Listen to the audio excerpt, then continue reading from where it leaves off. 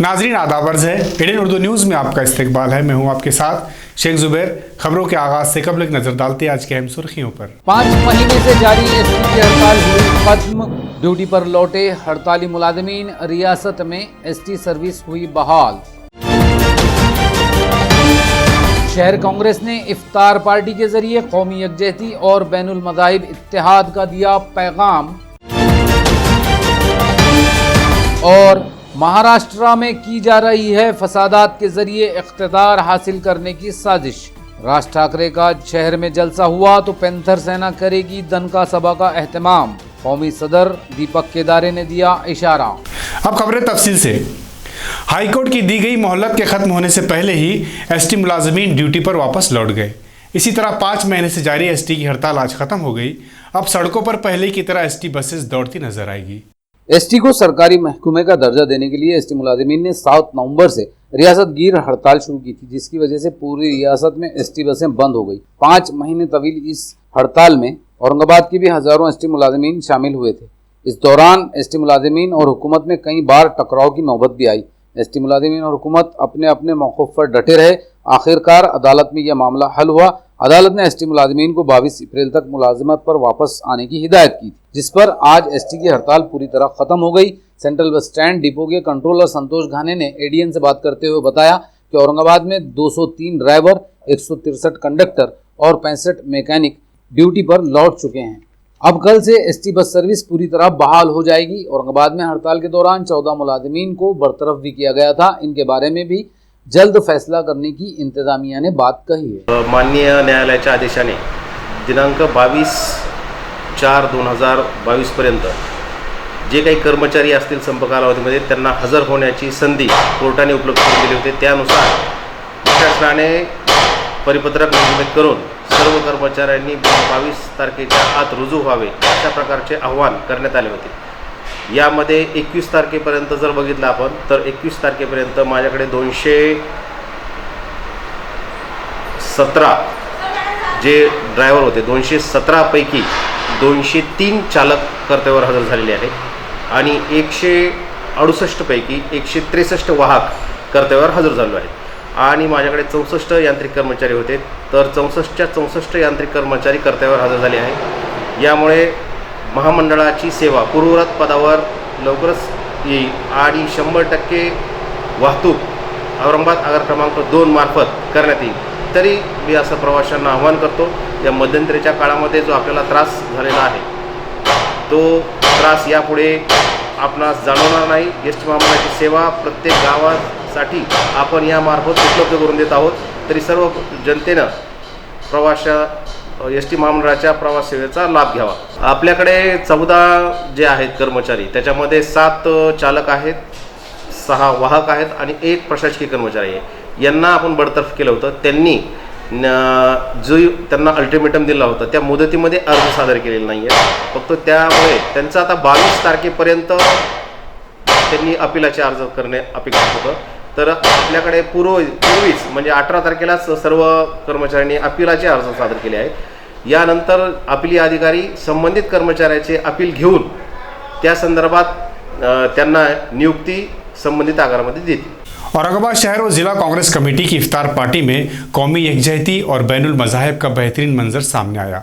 इस इफ्तार पार्टी में रोज़ेदारों के साथ मुख्तलिफ मज़ाहिब के रहनुमा और सियासी जमातों के कायदीन भी शरीक हुए। कांग्रेस के शहर सदर हिशाम उस्मानी ने गांधी भवन में इस इफ्तार पार्टी का एहतमाम किया था, जिसमें हिंदू, मुस्लिम, दलित, सिख और ईसाई वगैरह मज़ाहिब के मकामी रहनुमाओं के अलावा मुख्तलिफ सियासी जमातों के सियासी कायदीन ने शिरकत की। इस इफ्तार पार्टी के जरिए कौमी यकजहती बैनुल मज़ाहिब इत्तेहाद का पैगाम दिया गया। दावत इफ्तार में फादर राठौड़, SS 32 से Buddha भदन, Iqbal Singh Gill, Namdev Pawar, Kamal Farooqui, Ibrahim Pathan, Anwar Qadri, James Ambil Digge, advocate Syed Akram, Hamad Chaush, Haji Isa Qureshi, Salim Siddiqui, doctor Pawan Dongre, doctor Shaikh Murtuza, doctor Shoaib Hashmi, doctor Majid, doctor Sartaj Pathan, Ejaz Zaidi, Shaikh Moin Harsulkar वगैरह भी मौजूद थे। कांग्रेस पार्टी जैसे कि आप जानते हैं ये सर्वधर्म समभाव को मानने वाली पार्टी है।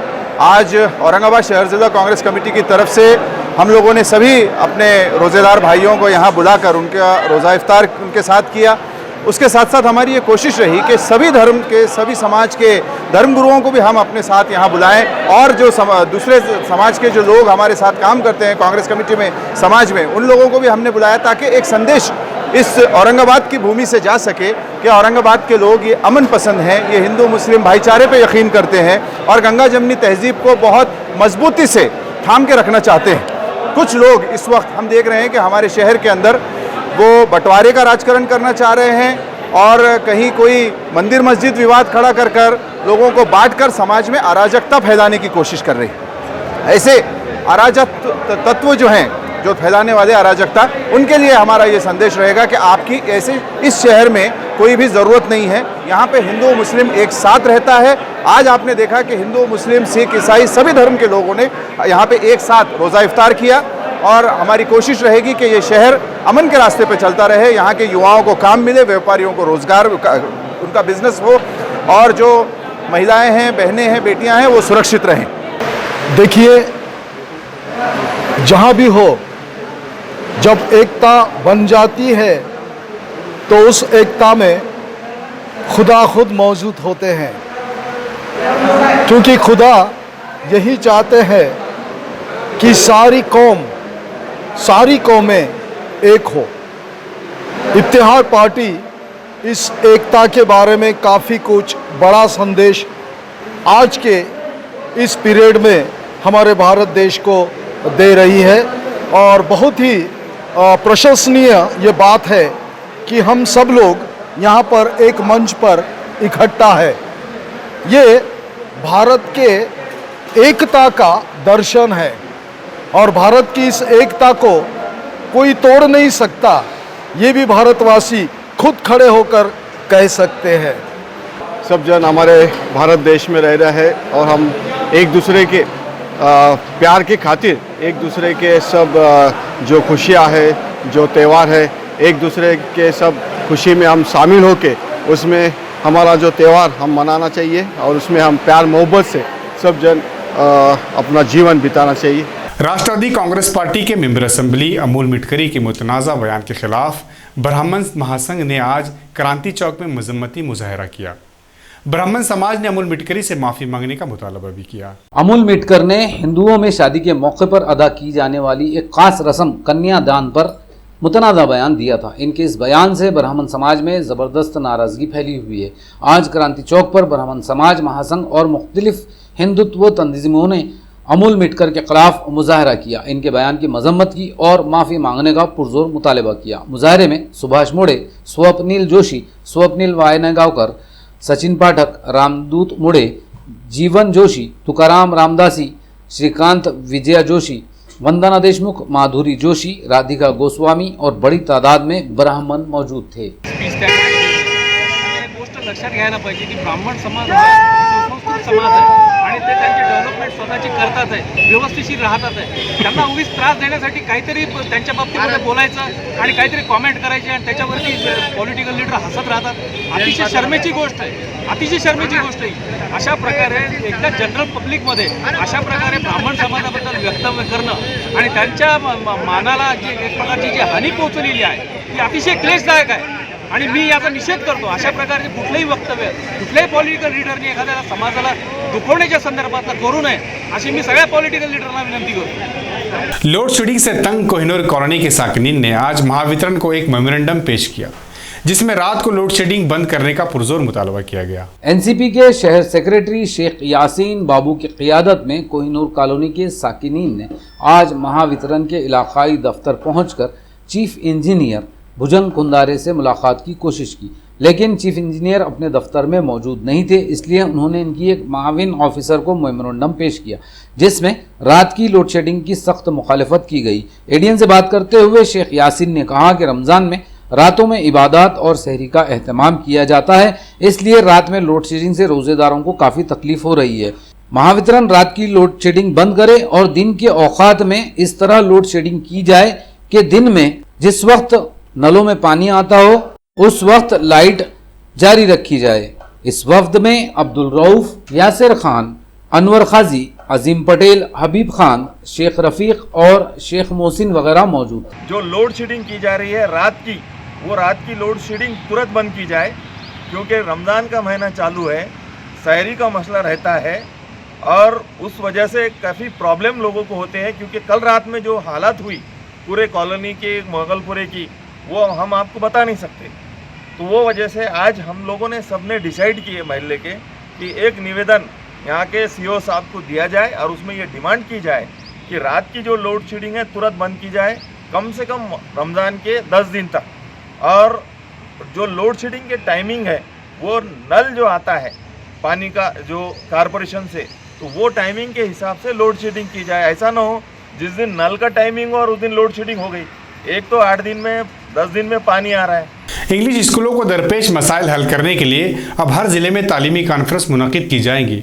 महाराष्ट्र इंग्लिश स्कूल एसोसिएशन के तर्जुमान प्रहलाद शिंदे ने प्रेस कॉन्फ्रेंस में बताया कि इंग्लिश स्कूलों की पहली कॉन्फ्रेंस 26 अप्रैल को औरंगाबाद में होगी। 26 एप्रिल 2022 या तारखेला तापड्या नाट्य मंदिर या ठिकाणी सकाळी 9 ते 5:30 वाजेपर्यंत शिक्षण परिषद होणार आहे।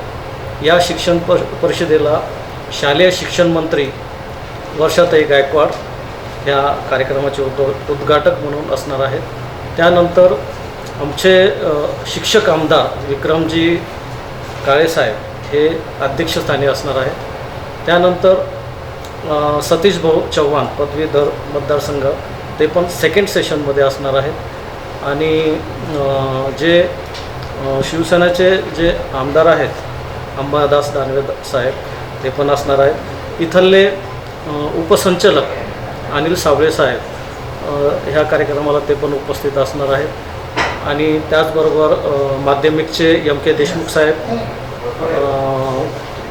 त्याच्यानंतर जयश्री चव्हाण साहेब ह्या प्राथमिकचे शिक्षणाधिकारी, त्याचबरोबर जे औरंगाबाद जिल्ह्यातून आणि महाराष्ट्रातून काही मुख्याध्यापक व संस्थाचालक या शिक्षण परिषदेला उपस्थित असणार आहेत। त्यांना मार्गदर्शन म्हणून आपले जे CA आहे अमोल गोदा सर ते मार्गदर्शन करणार आहेत। आणि त्याचबरोबर वकील मिलिंद मधु जोशी सर हे पण मार्गदर्शन करणार आहेत। उत्तर प्रदेश और गुजरात में खूनी फसादात के जरिए इख्तिदार हासिल करने वाली सियासी जमातें अब महाराष्ट्र में मजहबी मुनाफरत फैला रही है। इन हालात में समाज, पुलिस और हुकूमत की खामोशी पर सवाल उठाते हुए ऑल इंडिया पैंथर सेना के कौमी सदर दीपक केदार ने राज ठाकरे के औरंगाबाद में जलसे को अमन के लिए खतरा बताया। 1 मई को औरंगाबाद में MNS ने जलसे का ऐलान किया जिसमें राज ठाकरे शिरकत करेंगे। सियासी हलकों में राज ठाकरे के जलसे की सख्त मुखालिफत की जा रही है। आज ऑल इंडिया पैंथर सेना के कौमी सदर दीपक केदार ने प्रेस कॉन्फ्रेंस में कहा कि फ़िरका परस्त ताकतें मजहबी मुनाफरत फैलाकर फसादात के जरिए इख्तिदार हासिल कर रही हैं। महाराष्ट्र में भी अजान के नाम पर सियासत इसी साजिश का हिस्सा है। हुकूमत और पुलिस ने राज ठाकरे के जलसे पर पाबंदी नहीं लगाई तो पैंथर सेना इसी दिन पूरी रियासत में दनका सभा मुनाक़द करेगी। प्रेस कॉन्फ्रेंस में बंटी सदाशिवे, अमूल शेजवड़, गणेश पगाड़े, मिलिंद नरवड़े, सोहेल शेख, आकाश दांडगे, आदित्य शेंडगे वगैरह मौजूद थे। राज ठाकरे या महाराष्ट्रामध्ये गुजरात आणि उत्तर प्रदेशच्या धर्तीवरती दंगलीच्या माध्यमातून सत्ता निर्माण करण्याचा प्रयत्न करत आहे। देशामध्ये हा मानसिक आजार होत चाललेला आहे की गुजरात आणि उत्तर प्रदेशमध्ये काही मंडळींनी दंगलीच्या माध्यमातून सत्ता मिळवलेली, त्यातले काही केंद्रात बसलेले, उत्तर प्रदेशमध्ये मुख्यमंत्री पदावरती बसलेले, ते मुजफ्फर दंगलीच्या नंतरच त्या ठिकाणी सत्ता आलेली आहे। त्याच्यामुळे महाराष्ट्रात सुद्धा एक मानसिक आजार जडलेला आहे की दंगलीतून आपण सुद्धा सत्ता मिळवू।